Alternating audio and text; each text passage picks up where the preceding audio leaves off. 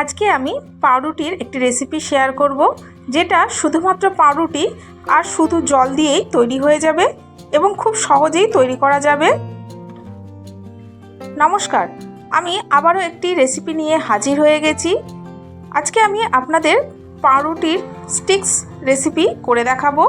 আশা করি এই ভিডিওটা আপনাদের খুব ভালো লাগবে। ভিডিওটা ভালো লাগলে প্রথম থেকে শেষ পর্যন্ত দেখার অনুরোধ রইল। আর ভিডিওটা দেখার আগে একটা লাইক দিয়ে অবশ্যই দেখা শুরু করবেন।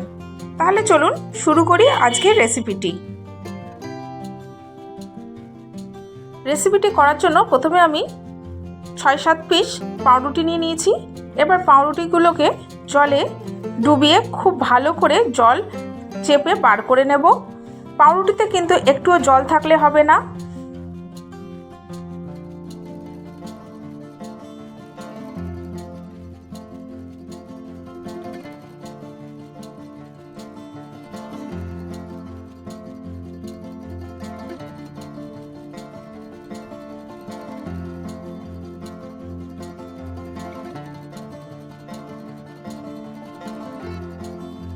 দেখুন বন্ধুরা, আমি সবকটা পাউরুটি থেকে ভালো করে জল চেপে বার করে নিয়েছি।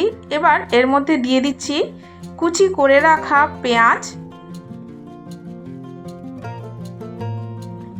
কুচানো কাঁচা লঙ্কা,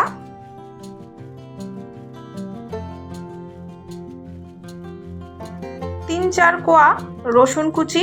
রসুন কুচিটা অপশনাল, আপনাদের ইচ্ছে না করলে দেবেন না। দিয়ে দিচ্ছি ধনেপাতা কুচি, দিয়ে দেবো স্বাদ মতো লবণ,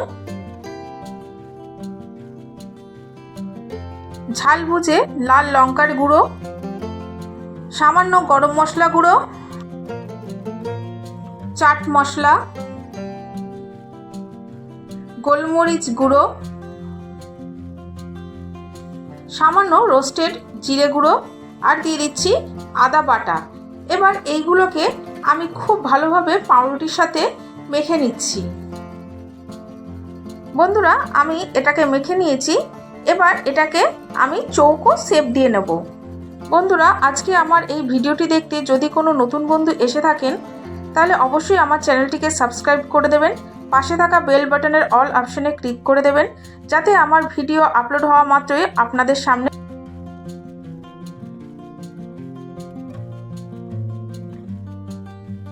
দেখুন বন্ধুরা, আমি হাত দিয়ে একটা চৌকো শেপ এনে নিচ্ছি।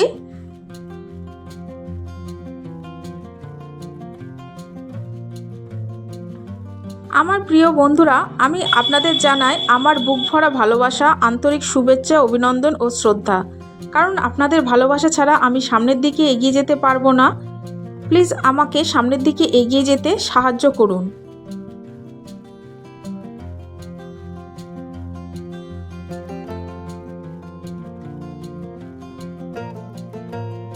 বন্ধুরা, এবার একটা চাকু দিয়ে আমি সাইজ করে কেটে নিচ্ছি।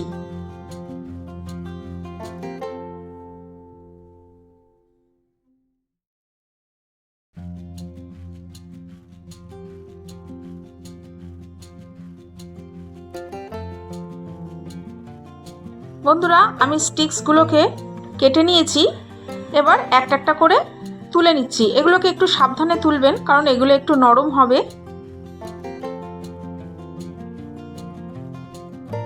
দেখুন, সবকটা স্টিক্স আমি অন্য প্লেটে তুলে নিয়েছি। এবার একটা বাটির মধ্যে আমি 3 চামচ ময়দা দিয়ে আর জল দিয়ে একটা পাতলা ব্যাটার তৈরি করে নেব। আর এই ব্যাটারের মধ্যে দিয়ে দিচ্ছি সামান্য লবণ।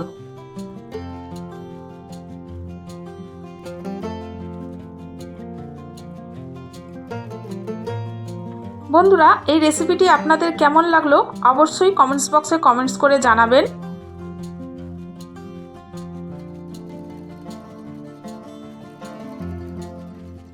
এবার বন্ধুরা, আমি কিছুটা পরিমাণ ব্রেড ক্রাম্বস নিয়ে নিয়েছি।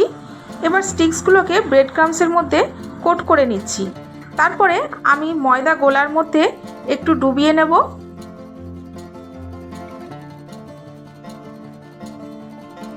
তারপর আমি আবার ডবল করে ব্রেড ক্রামসে কোট করে নিচ্ছি। এইভাবে আমি সব কটায় কোট করে নেব।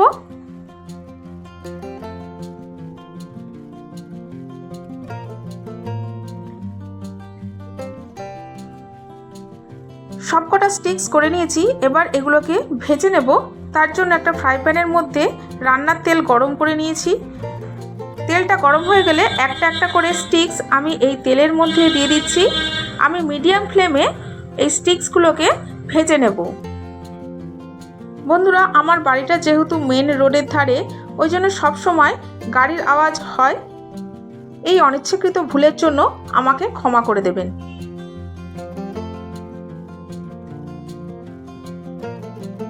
একদিকটা ভাজা হয়ে গেলে চারিদিকটা এইভাবে উল্টে পাল্টে আমি ভেজে নিচ্ছি।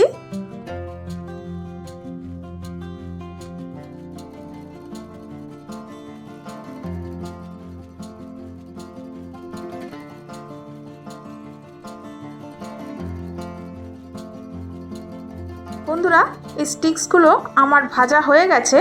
এবার আমি তেল থেকে তুলে নিচ্ছি। দেখলেন তো বন্ধুরা, কত সহজে 10 মিনিটের মধ্যেই আমার তৈরি হয়ে গেল পাউরুটির এই স্টিক্স। তাহলে বন্ধুরা, আজকে আসি। আবার দেখা হবে নেক্সট এপিসোডে নতুন কোনো রেসিপির সাথে। ততক্ষণে সবাই ভালো থাকবেন, সুস্থ থাকবেন।